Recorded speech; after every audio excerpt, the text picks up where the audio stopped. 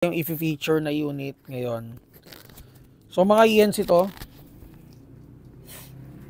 Okay, so start tayo with the AFS002 SIG-MCX Virtus pang CQB, color black, and itong isang variant niya pa, the same din, pero guys magkaiba yan DE. Ito ba may black pa to? So medyo hindi ko mapapansin yung ano niya, pagkakaiba niya. Sa unang tingin, kasi very similar sila, yung pormahan. Pero yung rail nito guys, iba. Ayan. So, onti lang naman yung diferensya. So, una kong pakita sa inyo itong DE. Lapit mo onti. So guys, with complete markings, SIG markings, front assembly is metal, and then metal din na receiver with polymer non-slip grip. And then ito yung stock niya. Folding stock to Saan ba yung okay, inaangat to. So ayoko na siyang galawin kasi medyo mahirap siyang i-fold.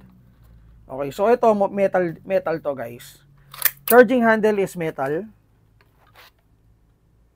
And then may front and rear sight na rin siyang kasama. Yung sa likod is adjustable. And then naka-working bolt release. Ambi mag release. Ambi din yung selector niya. And then naka-metal trigger. Ito yung markings guys Ayan. Tinanggal ko na yung sticker. Ito yung kabilang side. So naka-rotary type chamber na rin siya. And then metal na dust cover. Ito yung mag-release niya sa kabila.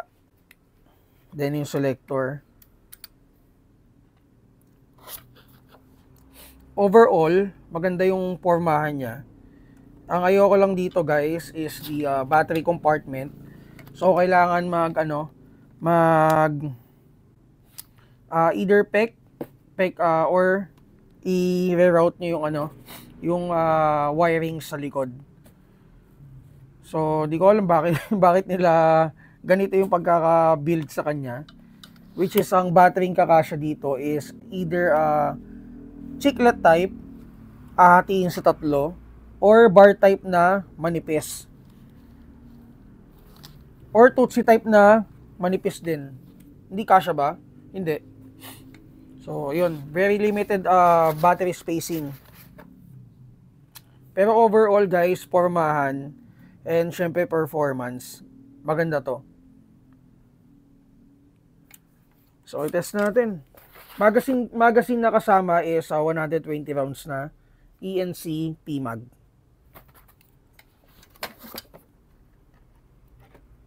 Ayun sayang yung forma Doon ako na nanghihinayang okay to sa mga mahaba. Meron ba tayong display dyan? Asan? Ayun. So, kung ganyan kahaba guys, okay yan kasi medyo matatago pa yan May duluhan yan Pero yung ganito, syempre unang makikita mo dito yung handguard, di ba? Kasya 2.2 doon. So tatlong to, di ba? Tatlo yung klase ng haba niya. Yung isa ay 15 inches, and then parang 9 yata to, di ba? Tapos ito yung pinakamaikli. Okay, sige, test na natin. Pogi. By the way, yung color gray nito, una lang naubos yon. Color black, ganitong variant na lang yung meron kami. Wala na yung ganitong klase. So, ayun.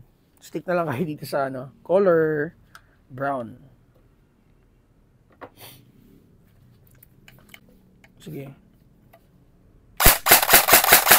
So yung tunog niya guys, talagang ganun kalakas kasi nga maikli siya. And ENC guys, very reliable to. And isa to sa mga nire-recommend namin dito sa store for newbies. Hindi porque China guys, basura na. Kumbaga may mga China units pa rin naman na maayos like etong ENC. So, yung mga HPA units ko, ENC guys. Sobrang reliable nito. Kung hindi nga kayo magpapalit, kung wala kayong gagalawin, sobrang magtatagal to sa inyo eh. And isang maganda rin sa kanya, hindi siya namimili ng parts. So, if in case mag-upgrade kayo ng unit, 600 FPS, nakikita nyo naman guys, di ba? 600, mapa 600, mapa 500 FPS. Sobrang daling i-upgrade ni ENC kasi hindi siya namimili ng mga parts. Okay, so auto natin. Ano pala FPS? Ayan, 376. So, normal to na ganito kababa yung FPS niya kasi nga maikli siya. Okay? So, again, ENC AF-S004. Kung interested kayo sa unit na to, guys, PM lang kayo sa page natin. And, pakita ko rin to. Medyo closer look tayo for this model. Ganun din eh. AF-S002 din eh. Hindi. Ito 004. Ito 002. So, yung similarity nila dun sa receiver, sa body, sa stock, dun lang sila nagkaiba guys. Ito, dito sa parting to. Ito medyo mapabuka yung bunganga niya. And dun sa flash hider niya, ayan. Ito medyo maikli eh, no? Nakita, no? Medyo maikli. Ito medyo mahaba ng onte. And dalawa lang yung ano nito, parang butas. May QD na saksakan din.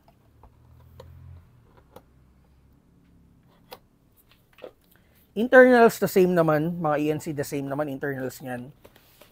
So, ayun. AF-S002 and AF-S004. Kung interested kayo guys, PM lang kayo